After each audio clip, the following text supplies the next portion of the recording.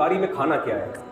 رمضان جو ہے نا صحت بنانے کا بڑا بہترین نسخہ ہے. اس میں اللہ آپ کو موقع دیتا ہے ابھی کولیسٹرول کو ختم کروا دو, لیکن رمضان میں لوگوں کا موٹاپا کم ہونے کے بجائے بڑھتا ہے, کیونکہ افطاری میں طبیعت سے تیل والے پکوڑے پھوڑتے ہیں, طبیعت سے بریانیاں کھائی جاتی ہیں, چاٹ اور یہ اور وہ ایک ہی دم اتنا کھایا جاتا ہے کہ عام دنوں میں ڈیوائڈ کر کے کھاتے تھے, تھوڑا غنیمت تھی, اب ایک دم پھوڑتے ہیں, تو صحت بننے کے بجائے بگڑ. اور رمضان میں موتیں بھی ہوتی ہیں بہت. تو اس لیے رمضان کا اللہ نے جو آپ کو پیکج دیا ہے نا, افطاری میں آپ کھائیں کیا, ہٹو بچوں ہو جائیں گے آپ 15-20 دن میری بتائی ہوئی خوراک اگر کھائیں گے, 15-20 دنوں کے بعد آپ کو ایسا لگے گا کہ مفتی صاحب جو 4 شادیوں میں بیان کرتے تھے وہ غلط نہیں تھے, کچھ ان میں حقیقت ہے.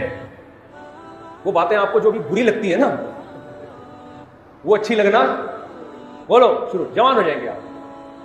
ایک کام آپ نے یہ کرنا ہے کہ آئل کو سحری افطاری سے نکالنا, کوکنگ آئل, زیتون کا تیل 1-2 چمچ استعمال کر لیں آپ. سمجھتے ہو, دیسی گھی بھی نہیں, گھی بھی چھوڑ دیں فی الحال تھوڑے دنوں. دیسی گھی ویسے اچھی چیز ہے لیکن چھوڑ دیں فی الحال. دنیا چھوڑنے سے پہلے بہتر ہے کہ آپ ہر قسم کا گھی وہ زیتون کا تیل 2-3 چمچے پی لیا کریں 24 گھنٹے میں. دوسرا کام آپ نے یہ کرنا ہے کہ روٹی چاول کو کم کریں, گندم کو بھی, اور بولو نہ سحری میں گندم بہت زیادہ پھوڑنی ہے اور نہ افطاری میں, نہ رات کو کسی, گندم بھی اور چاول بھی. سمجھتے ہو کہ نہیں سمجھتے ہو؟ زیادہ جو آپ نے فوکس کرنا ہے نا وہ کھجور بہت پاورفل چیز ہے, پیٹ نہیں بھرتا اس سے, مگر جو کام روٹی کرتی ہے نا اور جو انرجی چاہیے وہ کھجور سے ہمیں زیادہ ملتی ہے. ہمارے ہاں افطاری میں کھجور کے ساتھ اتنی زیادتی ہوتی ہے کہ ایک کھجور کی سنت سمجھ کے روزہ افطار کیا اور پھر ڈائریکٹ آ گئے بریانی پہ, کولڈ ڈرنک پہ. ابے یہ پیٹ بھر کے کھاؤ یار, طبیعت سے کھاؤ, اس وقت ہضم بھی ہوگی, جزو بدن بھی بنے گی. عام طور پہ کھجور آسان نہیں ہوتی ہضم کرنا, کھجور آسانی سے کتنا کچھ کھایا ہوا ہوتا ہے, کھجور کے لیے میدا تیار ہی نہیں ہوتا. افطاری میں آپ تجربہ کر کے دیکھ لیں, جتنی بھی کھجوریں کھا لیں آپ کا پیٹ خراب نہیں ہوگا. تو زیادہ کھائیں کھجوریں. اور یہ کولڈ ڈرنک کو ایک طرف رکھیں آپ. اگر آپ اول تو شربت, میں تو کبھی بھی افطاری میں شربت نہیں پیتا, کیونکہ افطاری میں تجربہ ہے کہ شربت اگر آپ نے پی لیا یا پیٹ بھر کے روٹی کھا لی تو مغرب پڑتے ہی آپ ٹن ہو جاتے ہو. پیچھے دیکھو لوگ تراویح میں پہلی رکعت سے ہی جھومنا شروع کر دیتے ہیں, سو رہے ہوتے ہیں. یہ وہ لوگ ہیں جنہوں نے افطاری میں روٹی پیٹ بھر کے کھائی ہوتی ہے, چاول پیٹ بھر کے. اگر یہ چاول یا روٹی سے پیٹ نہ بھرتے, کھجوریں کھاتے یا اور کوئی چیز کھا لیتے, مکئی کھا لیتے, لوبیا کی چاٹ کھا لیتے, لوبیا کھائیں اس کی چاٹ بنا کے, وہ مزے کی بھی ہوتی ہے. سفید چنے بھی کھا لیں وہ بھی ٹھیک ہے.